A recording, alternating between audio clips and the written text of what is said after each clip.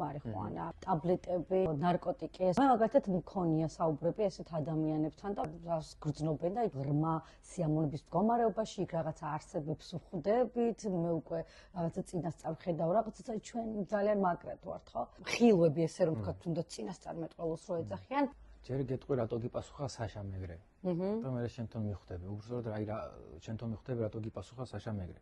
რა არის ნარკოტიკი ან თუნდაც მარიხუანა, ხო? მარიხუანაზე დავიწყოთ საუბარი, ახლა მაქედან დავიწყე საუბარი. ეს არის რაღაცა ნივთიერება, რომლის მოხმარება შენ სხეულში და შენ გონებაში რაღაც ალგორითმს ცვლის. ფაქტია, ხო? და ალგორითმი რა არის? რეალურად რასაც აკეთებს არის ის, რომ ცნობიერებას თიშავს სხეულიდან. ანუ შენი ცნობიერება, ანუ შენ ვეღარ აღიქვავ დასტრესილ სხეულს, დასტრესილ წეღარ ვთქვით, ბლოკებით სავსე სხეულს და ეს არის ილუზორული განთავისუფლების შეგრძნება, იმიტომ რომ ცნობიერება ვეღარ აღიქვავს ამ სტრესებს. თითქოს ძალიან დიდი თვირთი მოხსნეს. ხო. გაიშალე რაღაცა ის სიმძიმე, აი ეს თავისუფლება, რომელიც არის ილუზორული, არის აი ზუსტად აი ამ წკაპიდან გამომდინარე, ცნობიერება ვერ აღიქვავს სხეულს. მაგრამ რა ნივთიერებაც არ უნდა მიიღო, მარიხუანა, ალკოჰოლი, იქნება თუ ნებისმიერი სხვა ნივთიერებები, ყველას აქვს თავისი ეფექტი და თავისებურად ყველა სხვადასხვანაირად მუშაობს. აი რა როგორი ეფექტი აქვს, ისე წაიყვანს მე იმ შენ ტრიპს, ესე რომ ვთქვა. მაგრამ ყველას აბსოლუტურად ნარკოტიკს და ალკოჰოლსაც აქვს ეს, რა ვიცი, ცნობიერებას და სხეულს და ცნობიერებას თიშავს ერთმანეთისგან. მედიტაციის დროს ცნობიერება და სხეული პირიქით უფრო ღრმა ინტეგრირებაში შედის ერთმანეთთან, უფრო ღრმად ჩადის, უფრო ერთიანდება, იმიტომ რომ რეალურად ეს ერთია და ჩვენ ვყოფთ, ხო? მაგრამ ეს არის ერთიანობა და ის განცდა, რაც აი ამისგან ხდება და რაც ამისგან ხდება, გავს ერთმანეთს, მაგრამ აი 180 გრადუსით ერთმანეთისგან განსხვავებულია. მედიტაცია არის ღრმა და ფხიზელი დასვენება და ნარკოტიკი არ არის ფხიზელი დასვენება, იმიტომ რომ ის შენ ხედვას იმ მომენტში ილუზორულს ხდის და ეს ჩვენი ხედვა ისედაც ილუზიაა და ეგ არის ილუზიის კიდე შექმნილი ხელოვნურად ილუზია, რომელიც საერთოდ არაფერ კავშირში არ არის რეალობასთან.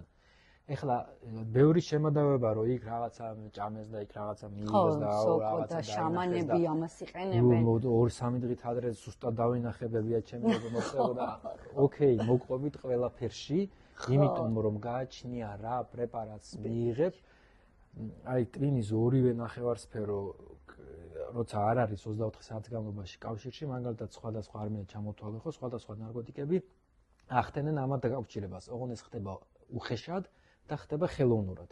და ის ბმები, რაც გვაქვს ჩვენ გონებაში და გონებაში გვაქვს იმაზე მეტი საშუალებები, ვიდრე ჩვენ გგონია და რასაც ჩვენ ვიყენებთ, აი სადღაც შეიძლება ამოვარტყას ამან რა და აი მაგალითად აი ყოფილა აი ვინც კლუბებში დადის ხშირად და კლუბურ ნარკოტიკებს, აი ყო მომისმენია და ეს მიგზნია და ყოფილა შემთხვევები, რომ მაგალითად აი დგეხარ და dance floor-ზე მეორე მხარეს ორი ადამიანი ერთმანეთს ელაპარაკება, აი ჩაჭერილი მუსიკა და ბაგაბუგი და იმან იქ რაღაცა გადაურჩუჩულა და გესმის.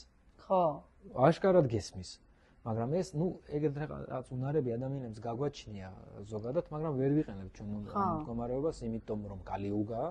და შესაბამისად ეს რაღაცა ეფექტი ამას გაძლევს და აი აქ არ უნდა დაუშვეს შეცდომა და არ უნდა იფიქრო რომ ვაუ, ამან მე გაცნობიერებები მომცა და ნარკოტიკი რასაც აკეთებს არის ის, რომ რეალურად შენ ეგოს სხვანაირად განახებს, განსაკუთრებით აი ფსიქოდელური საშუალებები და რა არის, იცი, აი წარმოიდგინე ცხენი, რომელსაც აქვს თვალებზე საფარებული და ვერ იხედება აქეთ მარტო გზას უყურებს და წარმოიდგინე ეგოც ეგრე მუშაობს რა, აი გარეთ სხვა არ უნდა და მიდის და მე ვარ მართალი, მე ვარ ეს ჩემი ცოდნა და ეს რაღაცა ეგოცენტრული გამოვლინება არის და უცბად ესეთი რაღაცა ამ ილუზიას გინგრევს და სხვა ილუზიით განახებს თუ როგორ ცდებოდი მანამდე რა და აი ეს თუ დაამუღამეს შენი ეგოდან თუ გორედან შეხედე ამას ეს ძალიან დიდი ტრანსფორმაცია არის უკვე მაგრამ ეს ტრანსფორმაცია მე უნდა რა თქმა უნდა გამოიყენო რაღაც პრაქტიკაში გადაიტანო ან თუნდაც რაღაც ცხოვრების წესად დაინსტალირო და არა ის რომ მარტო იქ სადღაც ორ კვირაში ერთხელ რაღაცას რომ მიიღო და მე ხარ კარგად